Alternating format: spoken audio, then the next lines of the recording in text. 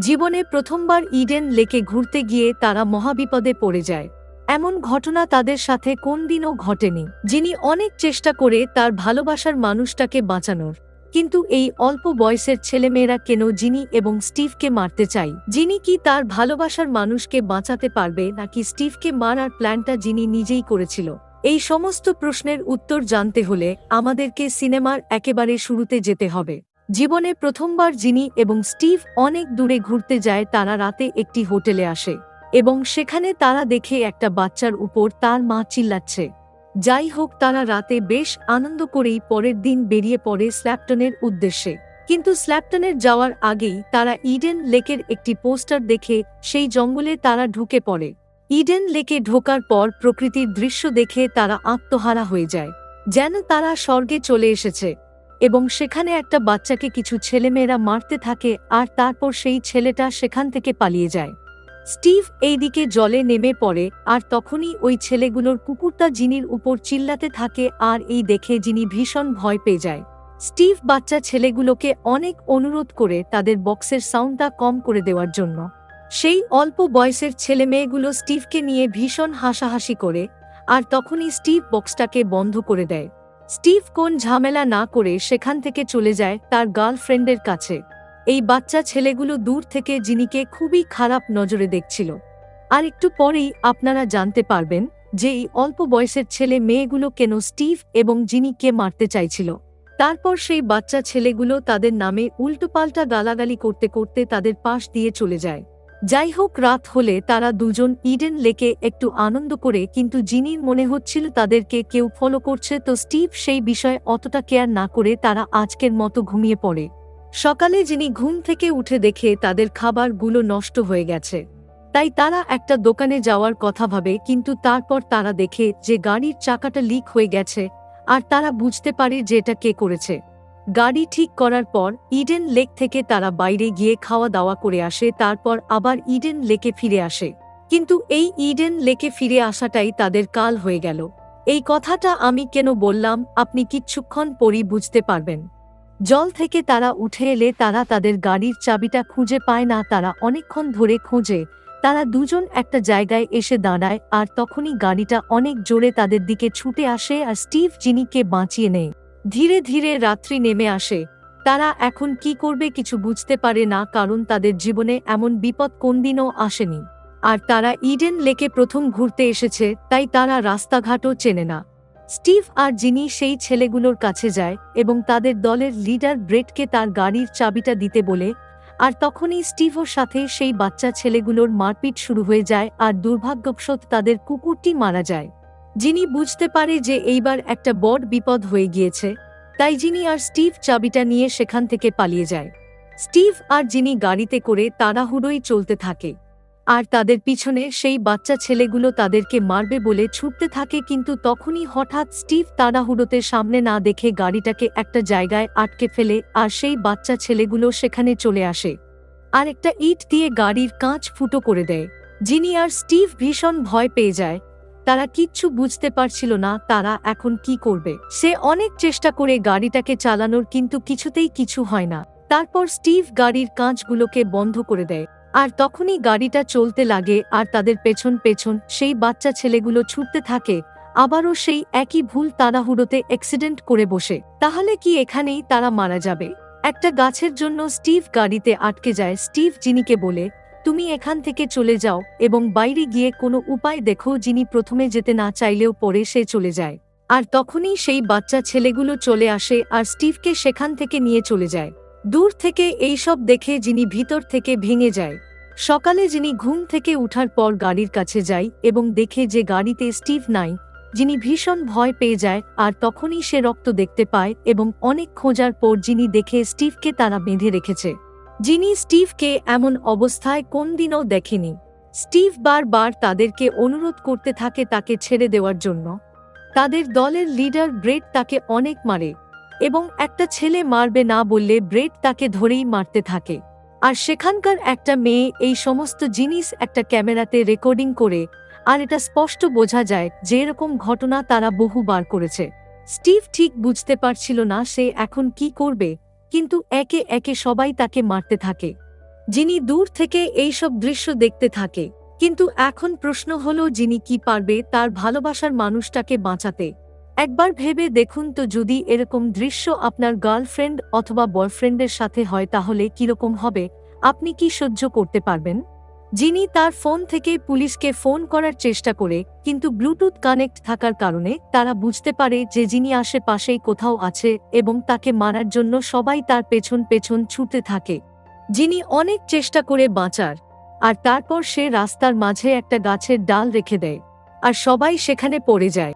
জিনি এইদিকে দৌড়াতে দৌড়াতে একটা ঘরের সামনে এসে পৌঁছায় এবং সেখানে গিয়ে সে দেখে একটা মোবাইল ফোন আছে। অনেক চেষ্টার পরেও সে সেটার নাগাল পায় না। জিনি বুঝতে পারে না সে এখন কিভাবে ইডেন লেকের বাইরে যাবে। আর তখনই সেই বাচ্চা ছেলে মেয়েগুলো চলে আসে। তারা ভেতরে ঢুকে দেখে জিনি নেই। আসলে জিনি এই সময় ছাদের উপরে চলে গিয়েছিল। যাই হোক, ওইদিকে স্টিভ কোনোরকমে অনেক কষ্টের পর সেখান থেকে পালিয়ে যায়, আর তারপর সেখানে তাদের দলের একটা ছেলে এসে দেখে স্টিভ নেই। ব্রেটকে কল করে সে সব কথা জানায়। স্টিভ কোনোরকমে পালানোর পর তার গাড়ির কাছে আসে জিনিসপত্র নিতে, আর গাড়িতে যেহেতু অ্যালার্ম অফ করা ছিল না তাই সঙ্গে সঙ্গে বেজে ওঠে। আর ওই ছেলেটা বুঝতে পেরে সেখানে চলে আসে, আর সে দেখে বুঝতে পারে স্টিভ এখানে এসেছিল। আসলে ঠিক সেই মুহূর্তেই স্টিভ পালিয়ে গেছিল।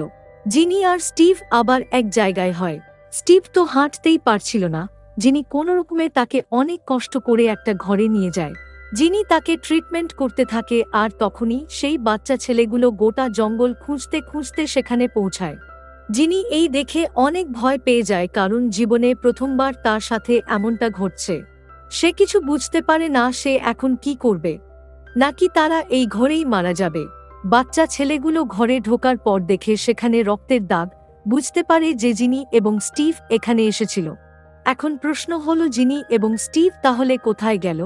জিনি স্টিভকে নিয়ে এই ঘরের নিচে চলে আসে। ছেলেগুলো ঠিক করে যে করেই হোক স্টিভ আর জিনিকে মারতেই হবে। কিন্তু স্টিভের অনেক রক্ত বেরিয়ে যাওয়ায় তার শরীর দুর্বল হয়ে গিয়েছিল এবং সে যখন তখন মারা যেতে পারে। বাচ্চা ছেলেগুলো সেখান থেকে চলে যাওয়ার পর অনেক কষ্ট করে জিনি স্টিভকে নিয়ে বাইরে আসে এবং স্টিভের সেই আংটিটা জিনি স্টিভকে দেখায় এবং বলে যে আমরা এখান থেকে যে করেই হোক বেঁচে ফিরব। কিন্তু স্টিভের এখন ট্রিটমেন্ট প্রয়োজন, নয়তো সে যখন তখন মারা যেতে পারে। তারপর স্টিভকে লতা পাতা দিয়ে ঢেকে দেই। জিনি বাইরে যাওয়ার জন্য অনেকক্ষণ ধরে রাস্তা খুঁজতে থাকে, কিন্তু সে কোন রাস্তা খুঁজে পায় না। আর হঠাৎ করে তার পায়ে একটা কাঠের টুকরো ঢুকে যায়। জিনি চিৎকার করে ওঠে আর সেখানে সে পড়ে যায়। জিনি ভাবছিল এখানেই হয়তো তাদের খেলা শেষ, তারা হয়তো ইডেন লেক থেকে আর বেঁচে ফিরতে পারবে না। একটা মেয়ে গোটা জঙ্গলে প্রাণ ভিক্ষায় ছুটে চলেছে, আর এইদিকে বাচ্চা ছেলেগুলো জিনিকে মারবে বলে জন্তুর মতো খুঁজে বেড়াচ্ছে। তাহলে তারা কি ইডেন লেক থেকে বেঁচে যেতে পারবে না, নাকি এখানেই মারা যাবে? জিনি অনেক কষ্ট করে নিজেকে লুকাই এবং তারপর মুখে একটা কাঠ নিয়ে কাঠটাকে বার করার চেষ্টা করে। তারপর অনেক কষ্টের পর কোনোরকমে জিনি সেই কাঠটাকে পা থেকে বার করতে পারে। জিনি বাইরে যাওয়ার জন্য অনেক চেষ্টা করছিল, তখনই সেই বাচ্চা ছেলেটার সাথে দেখা হয় যাকে ওই বদমাশগুলো ডিস্টার্ব করছিল। জিনি তার কাছে প্রাণ ভিক্ষা চাই, একমাত্র এই জিনিকে বাঁচাতে পারে। ছেলেটা বলে ঠিক আছে। দুজন এই ঘন জঙ্গলের মধ্যে দিয়ে হেঁটে চলছিল। কিছুটা চলার পর ছেলেটা তার সাইকেলটাকে রেখে একটা জায়গায় হঠাৎ করে বসে যায়, আর দেখে জিনি অবাক হয়ে যায়। সে কিছু বুঝে উঠতে পারে না ছেলেটা কেন বসলো, আর তখনই তার মোবাইল ফোনটা জিনি তার কাছ থেকে কেড়ে নিতে চায়। তার কিছুক্ষণ পর সেই বাচ্চা ছেলেগুলো চলে আসে, আর দেখে জিনি ভয় পেয়ে যায়। চোখ খুললে জিনি দেখে যে তাকে আর স্টিভকে একটা গাছের সাথে বেঁধে রেখেছে। জিনি তো এবার ধরেই নেই সে আর ইডেন লেক থেকে বেঁচে ফিরতে পারবে না, এইবার সে মারা যাবে। আর তারপর তাদের গায়ে কেরোসিন ঢেলে আগুন জ্বালিয়ে দেওয়া হয়। জিনি অনুরোধ করে তাকে ছেড়ে দেওয়ার জন্য, আর স্টিভ প্রায় শেষ। কিন্তু আপনার কি মনে হয় জিনি কি বেঁচে ফিরতে পারবে? আর এই সমস্ত জিনিস দলের সেই মেয়েটি রেকর্ড করছিল। আগুন জ্বলার কারণে তার হাতের দড়ি পুড়ে ছাই হয়ে যায়, আর জিনি বেঁচে যায়। তারপর সে বোতলে থাকা কেরোসিন ফেলে দিয়ে আগুন জ্বালিয়ে সেখান থেকে পালিয়ে যায়। আর দেখে ব্রেট ভীষণ রেগে যায়, যার কারণে সেই বাচ্চা ছেলেটার উপর ব্রেট সমস্ত রাগ দেখায় আর তাকে মেরে ফেলে। জিনি সমস্ত ঘটনা দূর থেকে দেখছিল। জিনি সেখান থেকে কোনোরকমে পালিয়ে যায়। তারপর সে একটা সময় অনেক দূরে আসার পর একটা ম্যাপ দেখতে পায়, আর সে সেটাকে ছিঁড়ে অন্য একটা পেপারে লিখে দেয় স্টিভ আর জিনিকে মারার প্ল্যান করেছে কিছু অল্প বয়সে বাচ্চা ছেলেমেয়েরা আর দলের লিডারের নাম ব্রেট। আর তখনই কেউ একটা আসছিল আর এটা জিনি বুঝতে পেরে পাশে থাকা নোংরা ডাস্টবিনে লুকিয়ে যায়, কিন্তু সেখান থেকে ভীষণই গন্ধ বেরাচ্ছিল। তারপর সেই ছেলেগুলো এসে জিনির সেই লেখাটা দেখে আর তারপর বুঝতে পারে যিনি এখানে এসেছিল তারা সেটা ছিঁড়ে ডাস্টবিন ফেলতে যায়, কিন্তু তারা ঘুরেও ডাস্টবিনে দেখে না ডাস্টবিনে কেউ আছে নাকি, কারণ ডাস্টবিন থেকে খুবই গন্ধ বেরাচ্ছিল। তারপর তারা সেখান থেকে চলে যায় আর সেই নোংরা শরীর নিয়ে যিনি কোনো রকমে বেরিয়ে আসে। আজকের দিনটি জিনির জীবনের সবচেয়ে খারাপ দিন। তারপর যিনি তার পোশাক কেটে সেখানে পড়ে থাকা কাচের টুকরো নিয়ে ছোট্ট একটা অস্ত্র বানিয়ে নেয়, আর তার কিছুক্ষণ পরই সেই বাচ্চা ছেলের দলের মধ্যে একটা ছেলে আসে আর যিনি তাকে দেখতে পেয়ে সঙ্গে সঙ্গে মেরে দেয়, কারণ জিনির এটা করা ছাড়া আর কিছুই ছিল না। যিনি ছেলেটিকে মারার পর ভীষণ কষ্ট পায়। রাত্রি হয়ে যায়, তাদের দলের ছেলেপেলেরা দেখে তাদের মধ্যে একজনকে যিনি মেরে ফেলেছে। তারা বুঝতে পারে এটা ব্রেটের পাগলামোর জন্য হয়েছে। আর যাকে মারা হয়েছিল তার দাদা তার বড়দাকে কল করতে যায়, কিন্তু ব্রেট মানা করে এবং একটা সময় ব্রেট তাকেও মেরে ফেলে। এই দেখে দলে থাকা মেয়েটি ভয় পেয়ে যায় আর সে সেখান থেকে পালিয়ে যায়।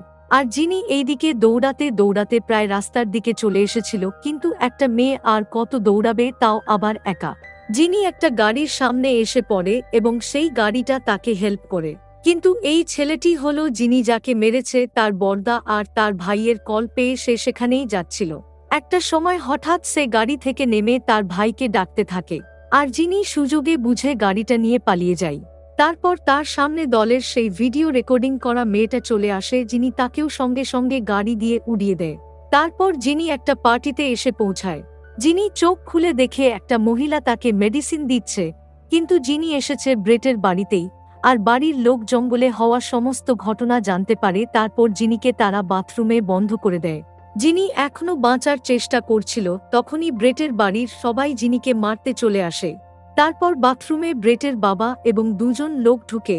বাথরুম থেকে শুধুমাত্র জিনির চেল্লানোর আওয়াজ শোনা যায় এবং সিনেমাটি এখানেই শেষ হয়।